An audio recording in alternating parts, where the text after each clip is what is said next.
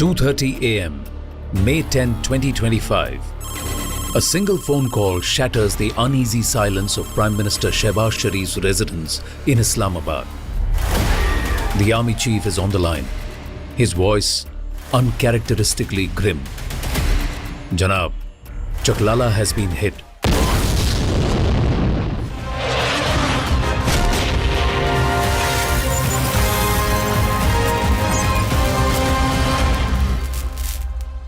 नौ और 10 की दरमियानी रात में तकरीबन 2:30 बजे सिपह सलार जनरल सैयद आसिम मुनीर ने मुझे सिक्योर फ़ोन पे मुझे बताया कि वज़ीर-ए-आज़म साहब, हिंदुस्तान ने अपने बैलिस्टिक मिसाइल अभी लॉन्च किए हैं, एक नूर खान एयरपोर्ट पे गिरा है और कुछ और दूसरे इलाकों में गिरे हैं।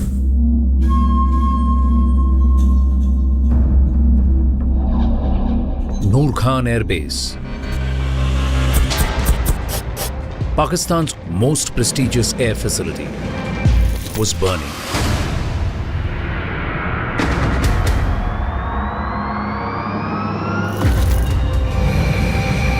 Not just a symbolic strike, it was surgical and devastating. India had done what was unthinkable.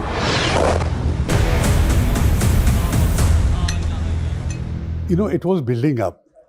After the atrocity on 22nd April in Pahalgam, I think like everybody else, I was also sure that there will be an Indian reaction. But the symbolic nature of hitting Noor Khan, and the second was Sargodha, while others are tactical operational bases, but these two are strategic bases, right? In terms of proximity to Rawalpindi, that the bases have been struck with such precision and such across Pakistan in terms of numbers, in terms of geographical spread, and in terms of strategic importance of some of the bases. That is what was, game-changing.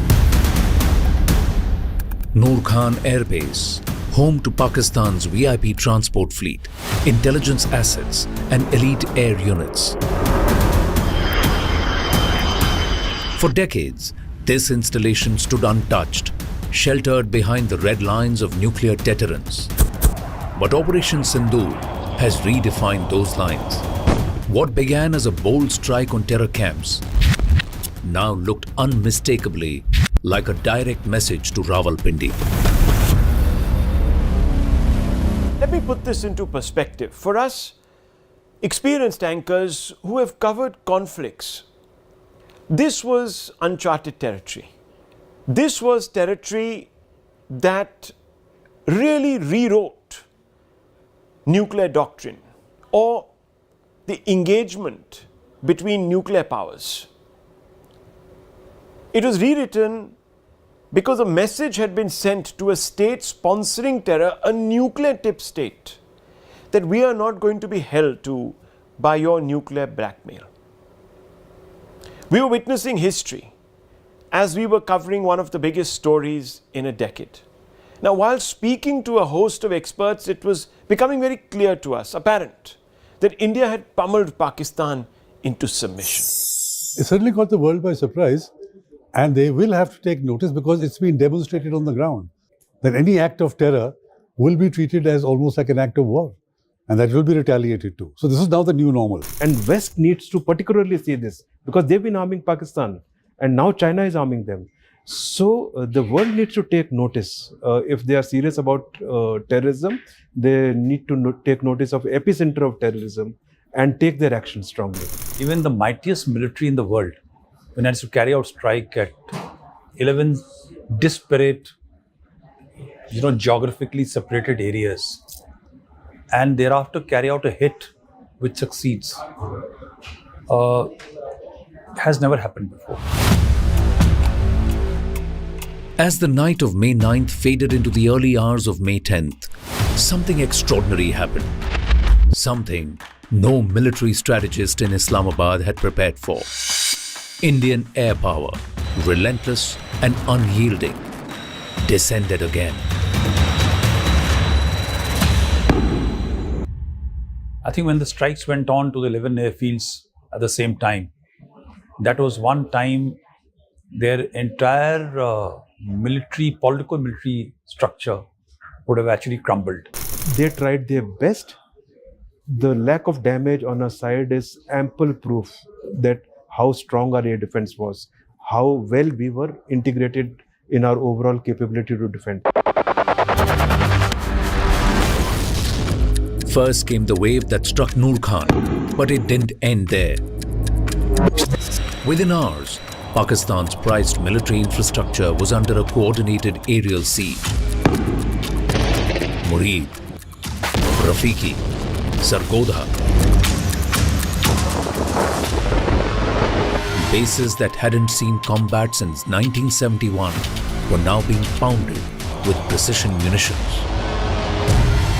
The unspoken pact that air bases were sacrosanct was now rubble.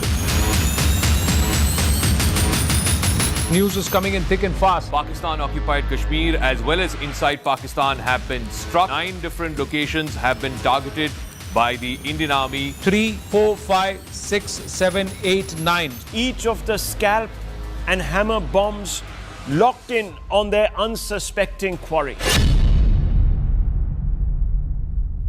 We have targeted the length and breadth of the adversary.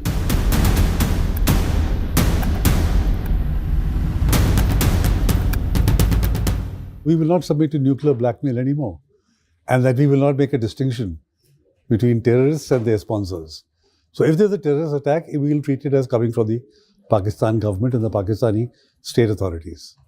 So these are all new doctrinal elements, the Indian policy, which the world has to get up and take notice and accept, because we have demonstrated it on the ground. In terms of what it did to the doctrine, I think firstly it is a very restrained action on our part. Okay, it wasn't, if we were building for a convention conflict, what we did on 10th morning, we would have done on 8th. In Islamabad, the mood turned from concern to dread. Prime Minister Sharif, bleary-eyed, entered a national security briefing at 4 a.m. Reports kept pouring in, one after the other. Pak bases pounded. A dozen sites targeted with clinical coordination.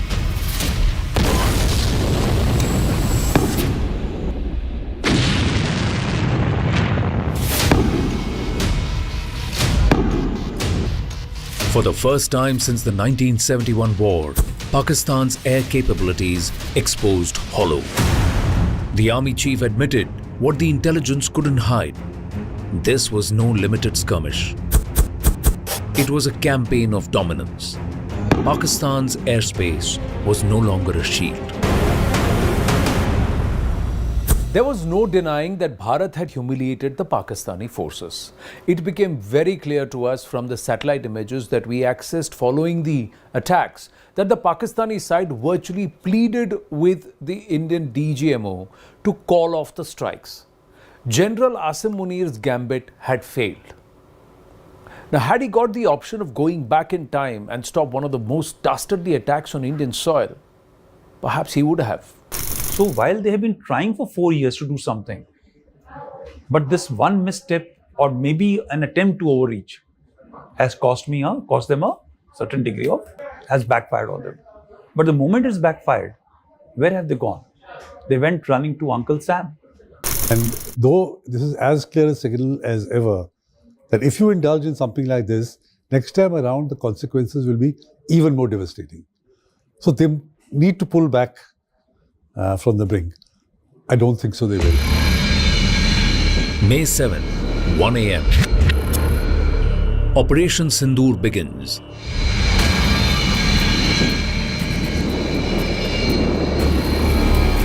Indian jets evading radar, navigating valleys and hostile airspace.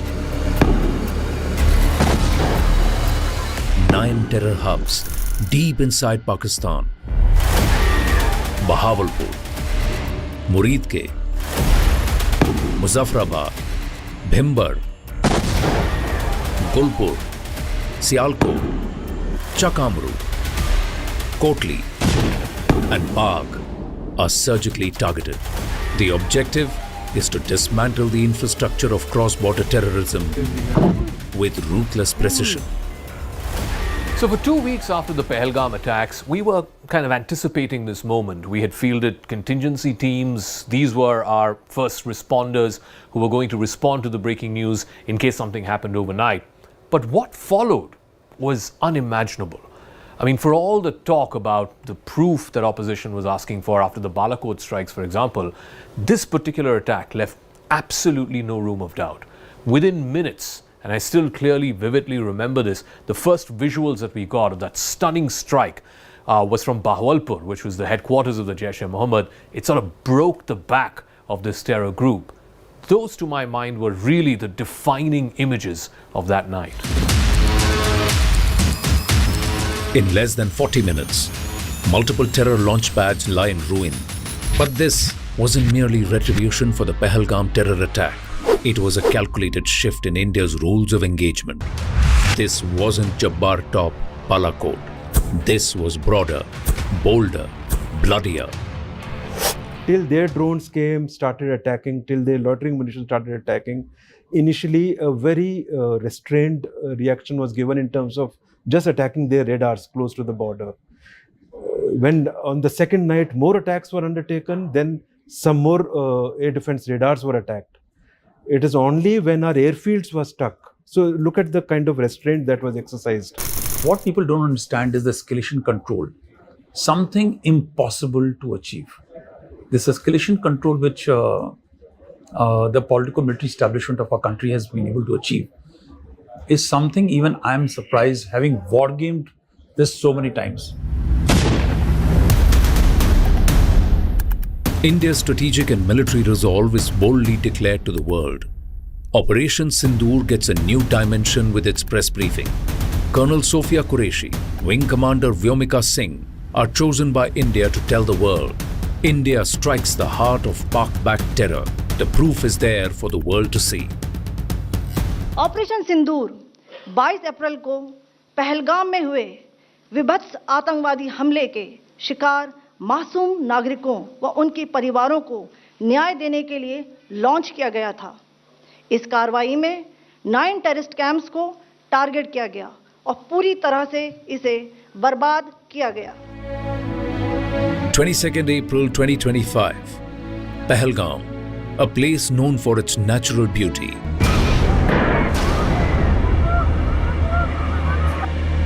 became a graveyard of innocence.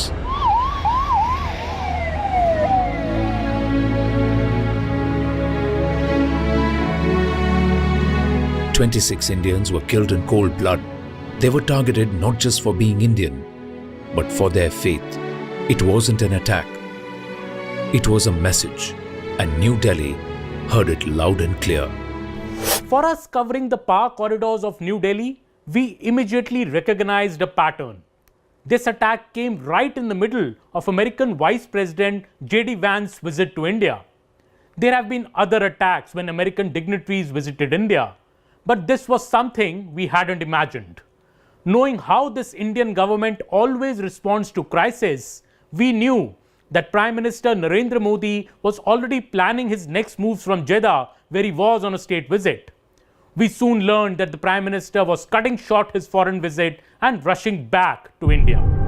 Prime Minister Narendra Modi cut short his visit, returned to India from Saudi Arabia within hours. By dawn, the Cabinet Committee on Security had convened in South Block. Decisions that are often whispered in the corridors of power were now being taken aloud. Home Minister Amit Shah was dispatched immediately to Srinagar and Pahalgam on the very day of the attack. India was not just mourning, it was mobilizing. India's decisive action came on the 7th of May. This had shaken Islamabad. The line of control was active within hours.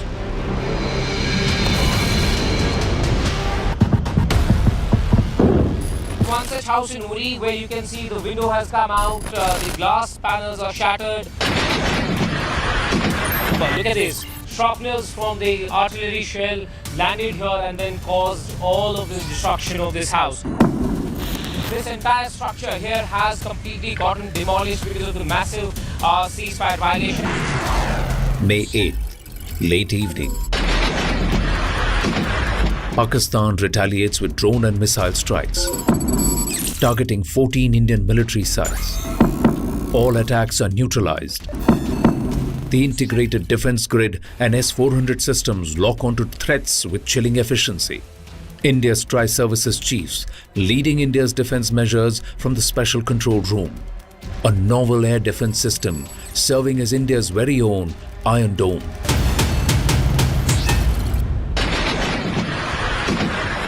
We were mentally prepared to report from the war zone, and whatever we saw was unprecedented. But then we knew of the sort of challenges that are coming our way, and it was exciting as well. While the border towns were simmering, back in Delhi, the diplomatic clock is ticking quickly. External Affairs Minister Dr. S. Jaishankar meets with Saudi and Iranian counterparts. The message is blunt. India has responded.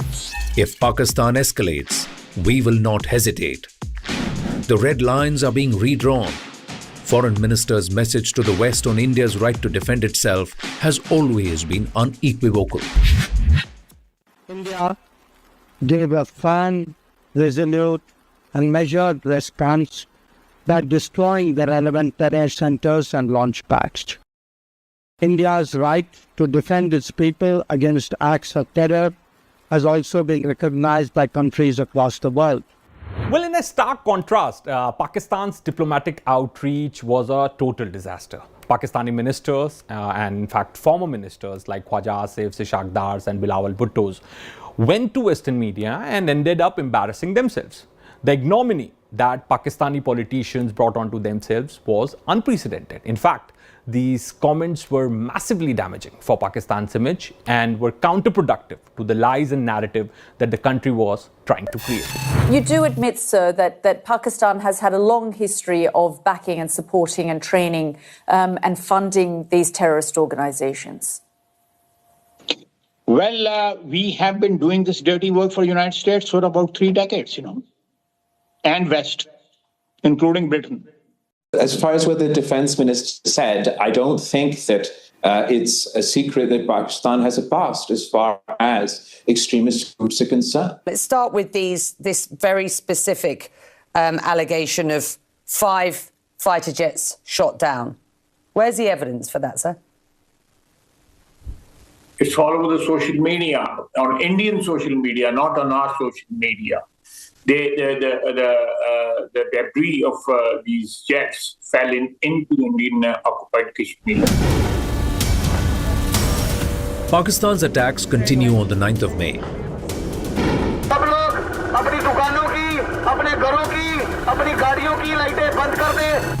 300 to 400 drones launched from Pakistan from Leh in the north to Sir Creek in the south. India's air defense systems lit up the skies.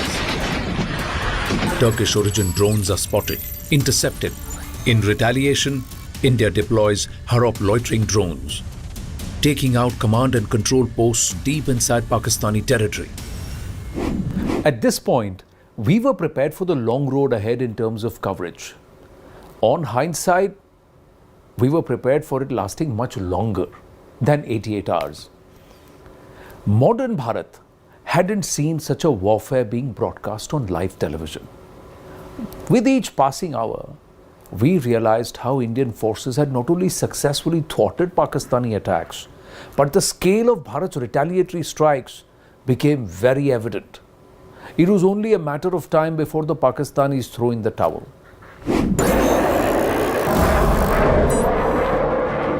It is only after that strike that our hit has taken, our offensive action in terms of striking 9 of their targets right across. Including Sargodha, including Chaklala, including Jakovabad, Bulari, all important targets. Not only targeting their air defense centers, but also targeting their high-value assets on ground, targeting the AWC hangar, targeting their F-16 shelters, targeting their launch capability in terms of runways. 10th of May, 3 a.m. The gloves are truly off. Indian jets strike more Pakistani bases in Murid, Rafiki, Sargodha. Rawalpindi finds itself cornered. For the first time in decades, key Pakistani air assets are under threat, and panic spreads within Pak Army establishment. Breaking news, India has now struck Pakistan in Operation Sindoor. Each of the scalp and hammer bombs locked in on their unsuspecting quarry. Within seconds of the strike,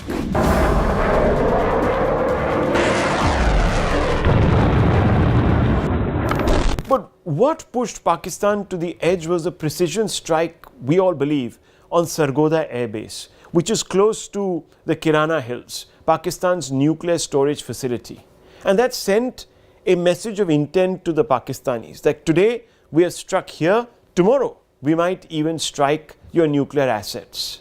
Again, the Pak misinformation machinery jumped into action, spreading fear of a nuclear radiation leak, and all the fears were soon laid to rest. But this was a pivotal moment of the operation that broke really the back of Pakistan's obduracy, its resistance.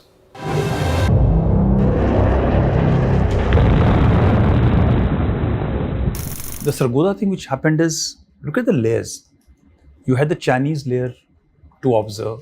You had all the private satellites, imageries, number of international systems giving feed to the enemy. You had, I think, the assets which were somewhere in Sargodha had certain degree of American assets also to forewarn. First phone call between India and Pakistan, the DGMOs are talking. Now, just break this down for us. DGMOs talking, what does this mean? Pakistan wants de-escalation. Situation is, in fact, bad in the country, and Pakistan wants to meet Indian side. This was the connection between the DGMOs on both the sides, and they have spoken on hotline.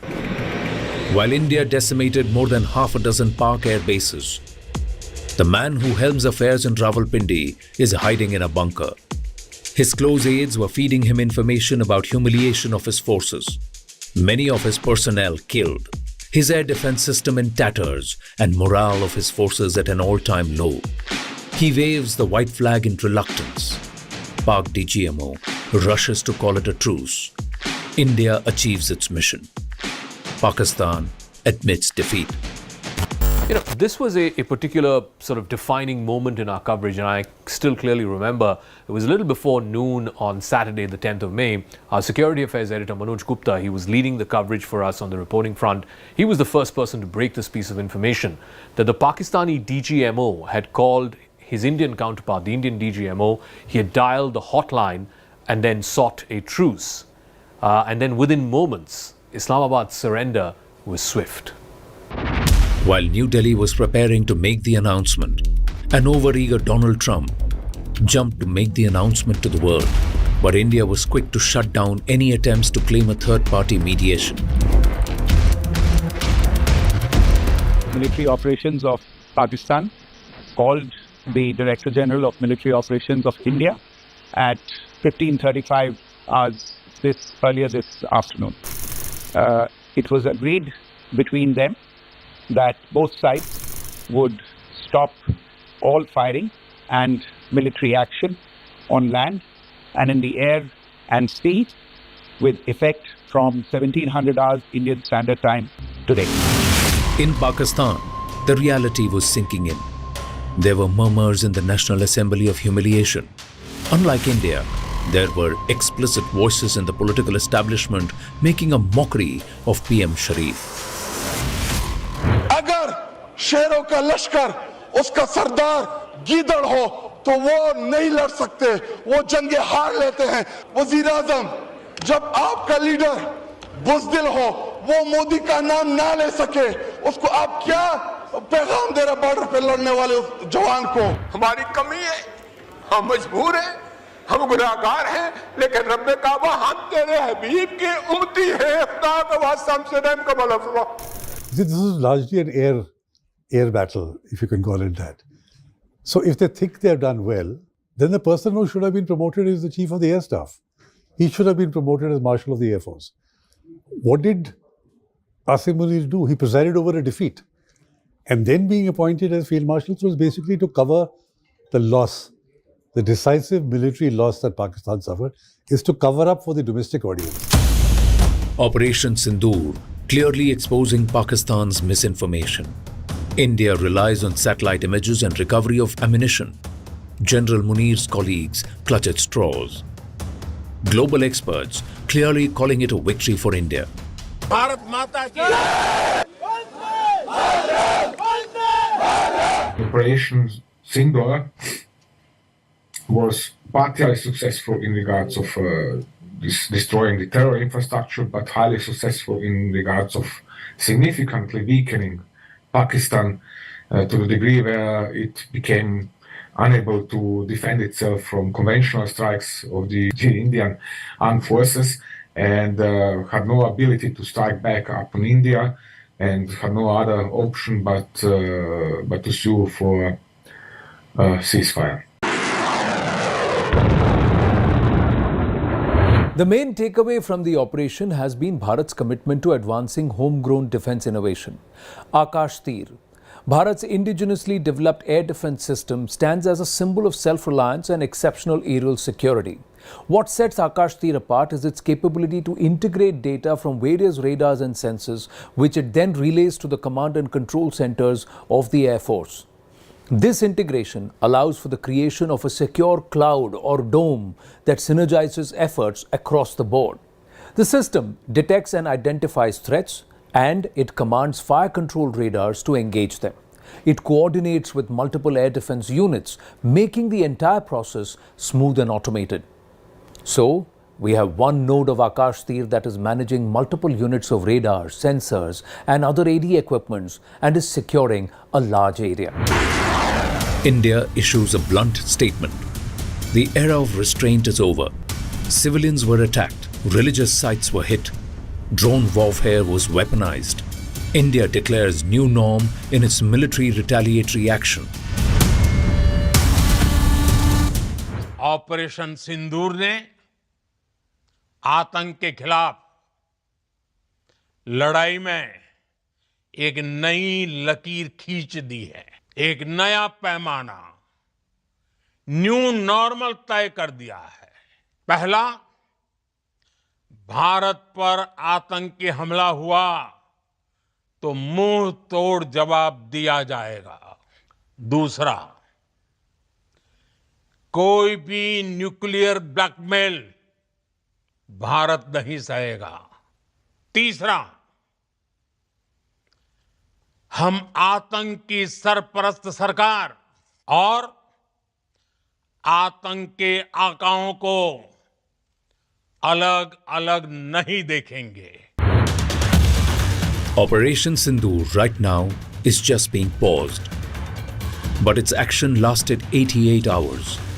Its consequences will ripple for decades. India has changed the equation. Precision strikes, rapid escalation, firm diplomacy. Pakistan's deniability has been shattered, and the region has entered a new chapter where terror will no longer go unanswered, and the cost of provocation will be paid more than in kind. आज देश निराशा के अंधकार से निकलकर विश्वास के उजाले में तिरंगा फहरा रहा है। 22 तारीख के हमले के जवाब में हमने 22 मिनट में आतंकियों के 9 सबसे बड़े ठिकाने तबाह कर दिए। दुनिया ने और देश के दुश्मनों ने भी देख लिया, जब सिंदूर बारूद बन जाता है तो नतीजा क्या होता है।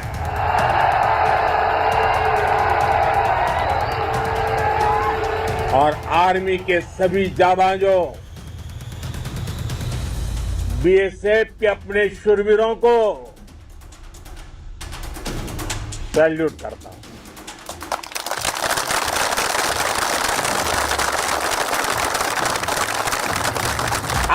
आपके पराक्रम की वजह से आज ऑपरेशन सिंदूर की गूंज हर कोने में सुनाई दे रही है।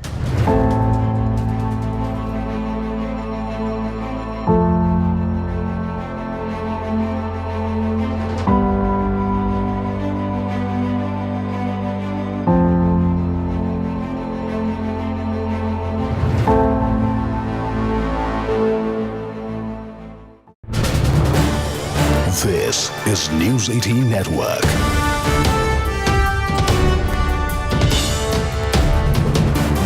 India's largest news network. Uttar Pradesh के मुख्यमंत्री श्रीमान योगी आदित्यनाथ जी,